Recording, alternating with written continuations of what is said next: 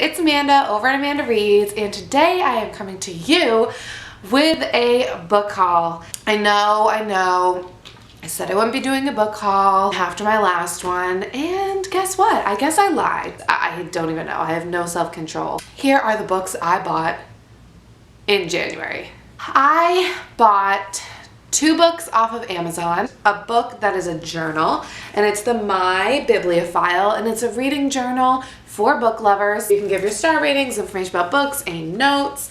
There are some other random pages in there as well. Just fun little pages for you to fill out, and then in the back there's checklists of great books, and then there's also books you want to read, authors you've seen, lending logs, and cool things like that. I just really wanted a place to write about the books that I read because I wasn't really doing that anywhere except Goodreads, and it'd be nice to kind of just be able to flip through really quick and find some things. Next, from Amazon, I got a very hyped book that I was actually never planning on reading. That is Fangirl by Rainbow Rowell. Then my students were doing book orders through Scholastic, and we were gifted a book for the classroom called Secrets of Bearhaven, and this is by K.E. Rocha. This came out on January 6th, but this specific copy is the uncorrected proof that you're not allowed to sell. Spencer Plain has been surrounded by bears for as long as he can remember. Not literally, but his parents are bear activists, so he knows more bear facts than anyone at school, and is all too familiar with the awful things that happen to bears around the world. But none of that prepared him for the day he's having. Suddenly, Spencer is speeding down the highway with his uncle, who tells him his parents have vanished. He and Spencer are being chased, and they need to get someplace safe. That place turns out to be Bearhaven, a secret city his parents created for the bears they've rescued over the years. There, bears talk, play video games, go to school, and train for guard duty. Spencer quickly makes friends with Kate, a bear cub who's lived in Bearhaven all her life, and together they start to uncover secrets about Spencer's parents, his past, and a threat that could destroy Bearhaven and everyone inside. When they discover there's a mission being planned to rescue a bear in danger, Spencer is determined to go along. He's sure he can help, and he wants to look for clues into his parents' whereabouts. And if they're not allowed to leave Bearhaven, he and Kate will just have to take matters into their own hands. I really want to read this and decide if maybe next year it would be a book that we would like to use with them, so thank you Scholastic for sending me that. And then the book I ordered with my students' book order was Carry On by Rainbow Rowell. Everyone knows this book, so I'm not going to go into detail. Carry On and Fangirl, was never planning on reading them. Got sucked into the hype, and I'm going to read them. I'm going to open my biggest purchase, which is my book outlet purchase. Yay, book outlet! This is actually really heavy. It's never ending. It's so loud. First, this is the reason I placed the order in the first place, was because I was dying for this book. When I saw this on Book Outlet, I was super excited, and that is the Shadowhunters Codex. This is by Cassandra Clare and Joshua Lewis. Oh, so nice on the inside. So I'm just really looking forward to reading this and kind of jumping back into the world for a little bit. One of my favorite books of 2013, before I joined BookTube, was Winter Girls by Lori Halse Anderson. So when I saw that Lori Halse Anderson had another book on Book Outlet, I decided that I wanted to give it a shot, and that is The Impossible Knife of Memory by Lori Halse Anderson. For the past 5 years, Haley Kincaid and her father, Andy, have been on the road trying to outrun the memories that haunt them both. They moved back to Andy's hometown to try a normal life, but the horrors he saw in the war threatened to destroy their lives. Haley watches helpless as her father turns to drugs and alcohol to silence his demons, and then her own past creeps up and everything falls apart. How do you keep your father alive when death is stalking him? What are you supposed to do when your parent stops acting like an adult?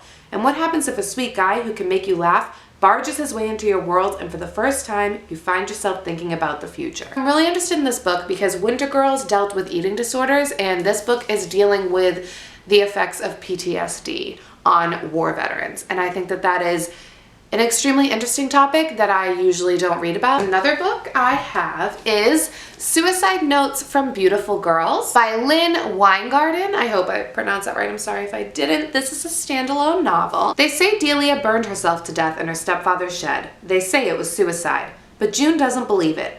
June and Delia used to be best friends in that way that comes before everyone else, before guys, before family. It was like being in love, except more. They had an infinite number of secrets tying them together like thin silk cords. But one night a year ago, everything changed.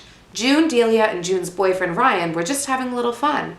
Their good time got out of hand, and in the cold blue light of morning, June knew only this: things would never be the same again. Now Delia is dead, June is certain she was murdered, and she owes it to her to find out the truth, which is far more complicated than she ever could have imagined.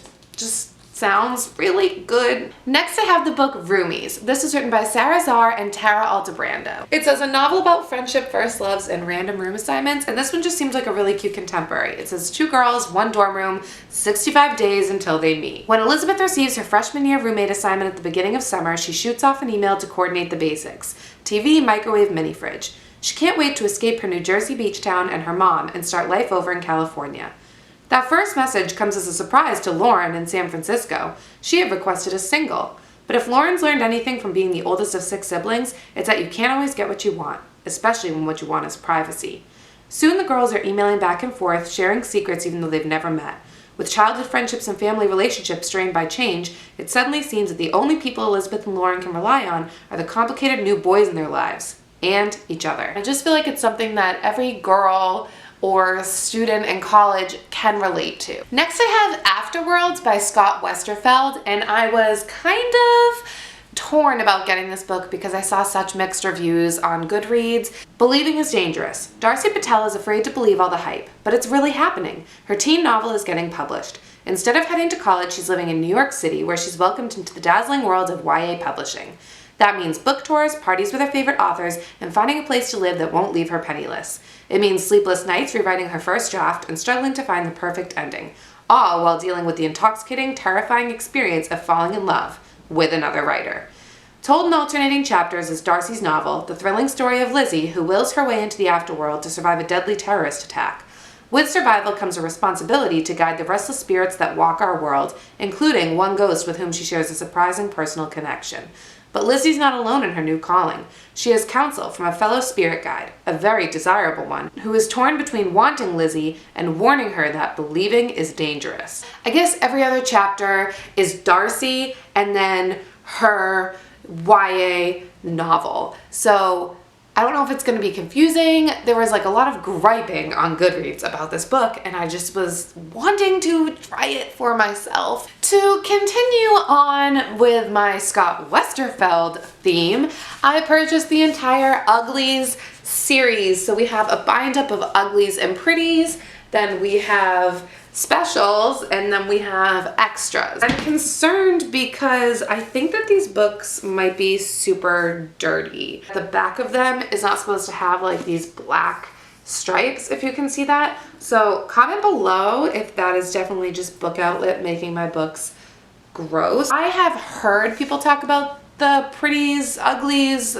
series, but I had never actually looked into it, and since they were on Book Outlet and I was reading about them, and then I looked on Goodreads and they had really good reviews, I was thinking I would just give it a shot and then I might as well buy the whole series. Just to give you the little synopsis for the first book of Uglies, it just says, Tally can't wait until her 16th birthday. Only then will she have an operation to turn her from a repellent ugly into a stunningly attractive pretty and live in New Pretty Town, a high-tech paradise where her only job will be to have fun. But when Tally finally becomes pretty, everything isn't as perfect as it seems. Underneath all the beauty and luxury is a nagging sense that something is wrong. Very wrong. Searching for the truth, Tally discovers a whole new side of the pretty world, and it isn't very pretty. Now Tally has a choice to make. Fight to forget what she knows, or fight for her life. I just got them all because they were all there, and I know. This is the Hunt trilogy by Andrea Fukuda, and I will read you the synopsis of the first book. They're pretty short.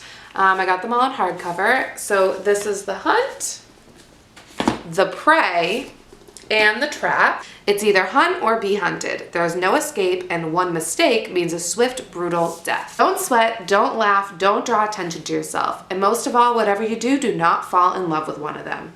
Gene is different from everyone else around him. He can't run with lightning speed, sunlight doesn't hurt him, and he doesn't have an unquenchable lust for blood. Gene is a human, and he knows the rules. Keep the truth a secret. It's the only way to stay alive in a world of night. a world where humans are considered a delicacy and hunted for their blood. When he's chosen for a once-in-a-lifetime opportunity to hunt the last remaining humans, Gene's carefully constructed life begins to crumble around him. He's thrust into the path of a girl who makes him feel things he never thought possible, and into a ruthless pack of hunters whose suspicions about his true nature are growing. Now that Gene has finally found something worth fighting for, his need to survive is stronger than ever. But is it worth the cost of his humanity? Yes, it is like a vampire apocalyptic world where vampires are like ruling and they hunt humans, and so it's a trilogy about that, and that's pretty much all I know. Can you see them all? I don't think you can see them all. Can you? Oh my god, oh my god.